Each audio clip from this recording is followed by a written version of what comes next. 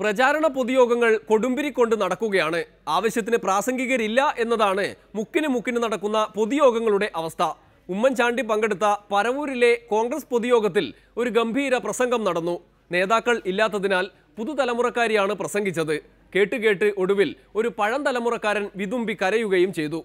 എന്റെ അവസാനത്തുള്ള രക്തം വരെ രാജ്യസേവനത്തിന് വേണ്ടി വിനിയോഗിക്കുമെന്ന് ഉറക്കെ പ്രഖ്യാപിച്ച് യമുനയുടെ തീരത്ത് ചന്ദനച്ചെന്തിൽ എറിഞ്ഞു തീർന്ന ഇന്ദിരാ പ്രിയദർശിനിക്കും ഞാൻ ചെറുപ്പമാണ്, ഇനിയും എന്റെ രാജ്യത്തിനു വേണ്ടി എനിക്കേറെ ചെയ്യാനുണ്ട് എന്ന് പ്രഖ്യാപിച്ച് 21ാം നൂറ്റാണ്ടിലെ ഇന്ത്യയെ സ്വപ്നം കണ്ട് വിഘടനവാദികളുടെ വിഭാഗീയ പ്രവർത്തനങ്ങൾക്കിരയായി ശ്രീപെരുമ്പതൂരിൽ തല പൊട്ടിത്തെറിച്ച് 1000 കഷ്ണങ്ങളായി ചിന്നിച്ചിതറിയ ഭാരതത്തിന്റെ ഏറ്റവും ചെറുപ്പക്കാരനായ പ്രധാനമന്ത്രി രാജീവ് ഗാന്ധിക്കും ശേഷം ഭാരതാംബയ്ക്ക് വേണ്ടി സ്വന്തം ഭർത്താവിന്റെ ജീവൻ പോലും ബലി നൽകിയ മഹിളാരത്നം 2004 പാർലമെന്റ് തെരഞ്ഞെടുപ്പിൽ UPA മുന്നണിക്ക് ഭൂരിപക്ഷം ലഭിച്ച് ഈ ലോകത്തിലെ ഏറ്റവും ശക്തമായ, ഈ ലോകത്തിലെ ഏറ്റവും ബൃഹത്തായ ഭാരതമെന്ന ജനാധിപത്യ രാജ്യത്തിന്റെ ഭരണസാരഥ്യം തലകീഴിലാക്കി വച്ചുനീട്ടിയപ്പോൾ ഈ രാജ്യത്തെ ജനകോടികളെ സേവിക്കാൻ എനിക്കൊരു പ്രധാനമന്ത്രി പദത്തിന്റെ ആവശ്യമില്ല എന്ന് പ്രഖ്യാപിച്ചുകൊണ്ട് നിസ്വാർത്ഥമായ ജനസേവനത്തിന്റെ മഹനീയമായ മാതൃക കാട്ടിത്തന്ന ഇന്ത്യയിലെ ജനങ്ങൾ ഇന്നും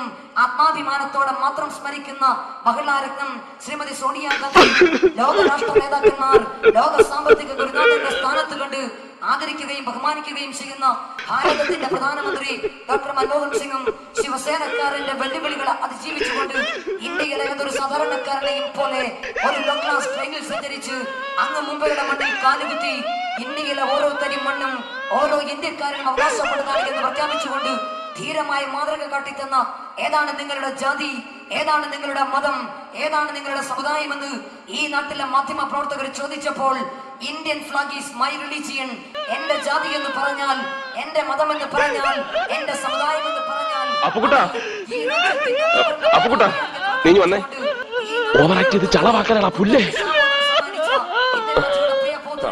പൊതുജനം കരയുന്നത് സ്ഥാനാർത്ഥികളെ ജയിപ്പിച്ചു വിടുന്ന തങ്ങളുടെ ദുർവിധി ഓർത്തായിരിക്കും.